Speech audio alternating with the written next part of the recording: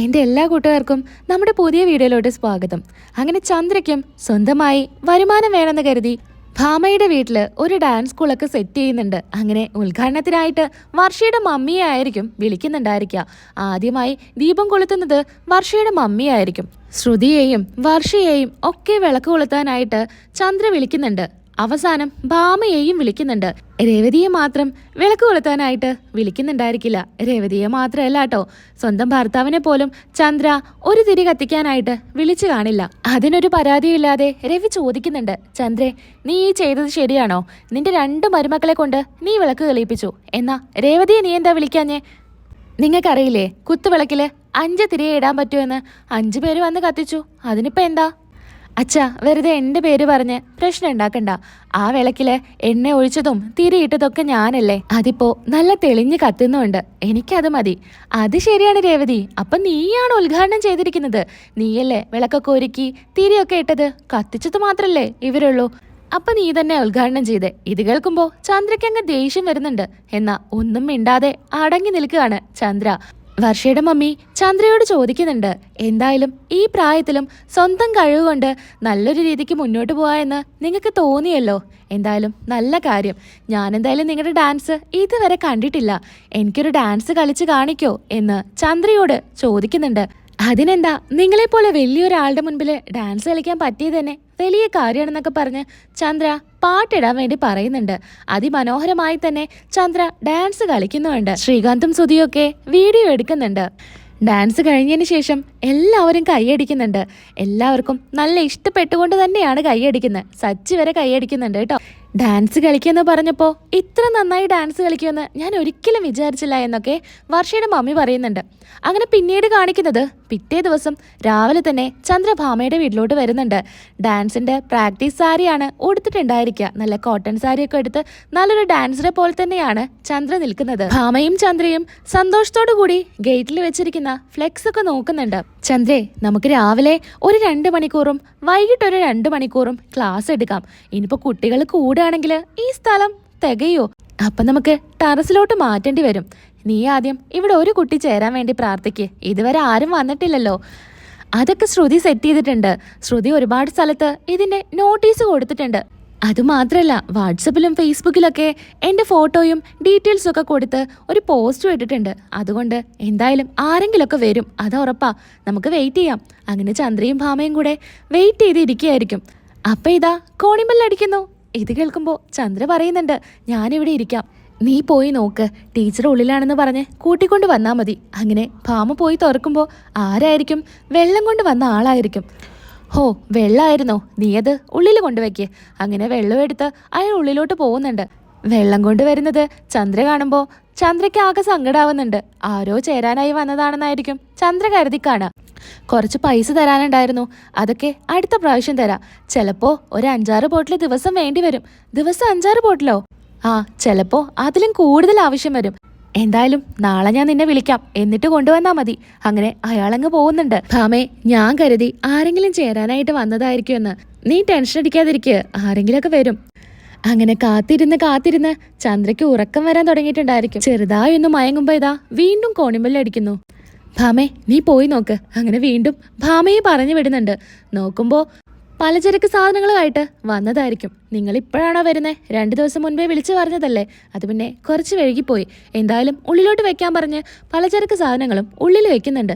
ഇതൊക്കെ കാണുമ്പോൾ ചന്ദ്രയ്ക്ക് ദേഷ്യവും വരുന്നുണ്ട്, സങ്കടവും വരുന്നുണ്ട്. നിന്റെ വീട്ടിലോട്ട് ഈ സാധനങ്ങളും വെള്ളവുമായിട്ട് വരുന്ന ആൾക്കാർ മാത്രമേ വരൂ. അവിടെ വെച്ചിരിക്കുന്ന ബോർഡൊന്നും ആരും കാണുന്നില്ലേ എന്നാവോ? അങ്ങനെ അവസാനം വീണ്ടും കോണിമ്പല്ലടിക്കുന്നുണ്ട്. വീണ്ടും അമ്മ പോയി നോക്കുന്നുണ്ട്.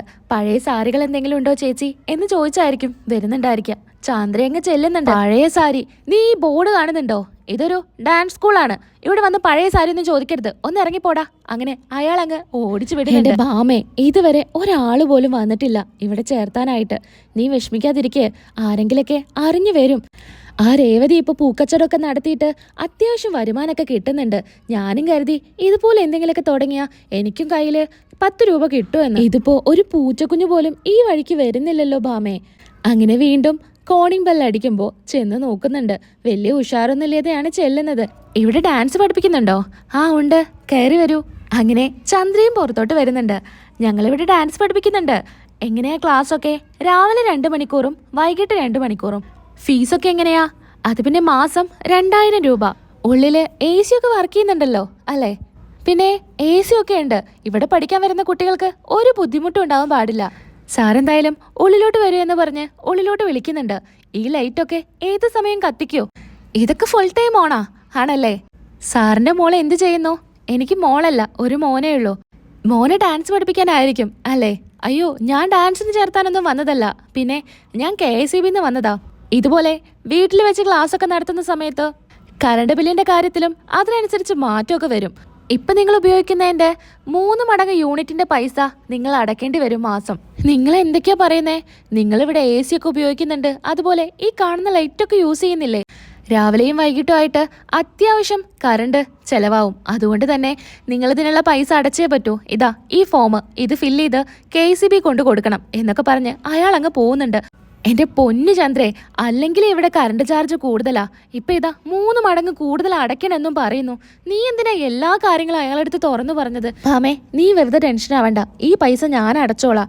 ഇനിയിപ്പോൾ 10-40 കുട്ടികൾ വന്ന് ചേർന്നാ നമുക്ക് മാസം നല്ലൊരു തുക കിട്ടില്ലേ?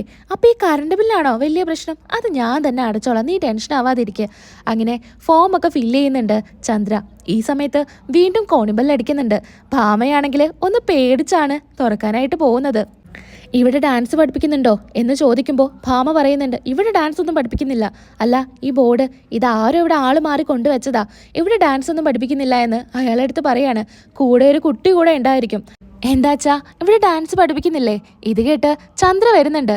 അല്ല, ഞാനിവിടെ ഡാൻസ് പഠിപ്പിക്കുന്നുണ്ട്, മോളെ ചേർത്താനാണോ? ഉള്ളിലോട്ട് വരൂ എന്നൊക്കെ പറയുമ്പോൾ അയാൾ പറയുന്നുണ്ട്, വേണ്ട, ഇനി ഞാൻ എൻ്റെ മോളെ ഇവിടെ ചേർത്തുന്നില്ല. ഈ വീടിന്റെ ഉടമസ്ഥ തന്നെ പറയുന്നു ഇവിടെ ഡാൻസ് ക്ലാസ് നടത്തുന്നില്ല, ആരോ മാറി ഇവിടെ ബോർഡ് വെച്ചതാന്നൊക്കെ. ഞാനിങ്ങനെ വിശ്വസിച്ച് എൻ്റെ മോളെ ഇവിടെ ചേർത്ത, വാ മോളെ എന്ന് പറഞ്ഞ് അയാളെ വിളിച്ചോണ്ട് പോകുന്നുണ്ട്. എൻ്റെ പൊന്നു ബാമേ, നീ ആദ്യം കാര്യം ചോദിച്ചിട്ടല്ലേ ഇവിടെ സ്കൂൾ നടത്തുന്നുണ്ടോ ഇല്ലേ എന്നൊക്കെ പറയണ്ട്. നിന്റെ ഒരു കാര്യം, ഒരു കുട്ടിയെ അപ്പൊ പോയത്. അങ്ങനെ ചന്ദ്ര വിഷമിച്ചിരിക്കുകയായിരിക്കും. അങ്ങനെ ചന്ദ്ര ഒരാൾ പോലും ചേർത്താനായിട്ട് ഡാൻസ് സ്കൂളിലോട്ട് വന്നില്ലല്ലോ എന്ന് ആലോചിച്ച് സങ്കടത്തോടെ ഇരിക്കുകയായിരിക്കും.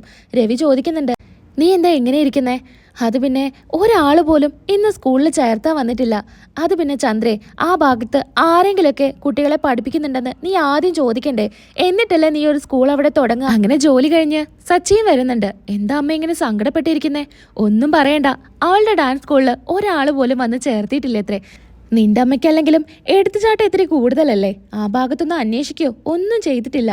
പിന്നെ എങ്ങനെയാ അവിടെ കുട്ടികൾ വന്ന് ചേർത്തുക? ഓഹോ, അതാണോ കാര്യം? 40 കുട്ടികൾ വന്ന് ചേരും, എന്നിട്ട് എനിക്ക് 80,000 രൂപ കിട്ടും, മാസം 2000 രൂപ വെച്ച് വാങ്ങിക്കുന്നൊക്കെ പറഞ്ഞതാണല്ലോ. എന്നിട്ട് ഒരാൾ പോലും ചേർത്തിയില്ലേ? ഭരതനാട്യത്തെക്കുറിച്ച് നിങ്ങൾക്കൊക്കെ എന്താ അറിയാ? അതറിയണമെങ്കിൽ ഒരു കഴിവ് തന്നെ വേണം. നമ്മുടെ നാട്ടിൽ അതറിയുന്ന ആരും തന്നെ ഇല്ല. അതുകൊണ്ടാ ഒരു കുട്ടിയെ പോലും വന്ന് ചേർത്താത്തത്.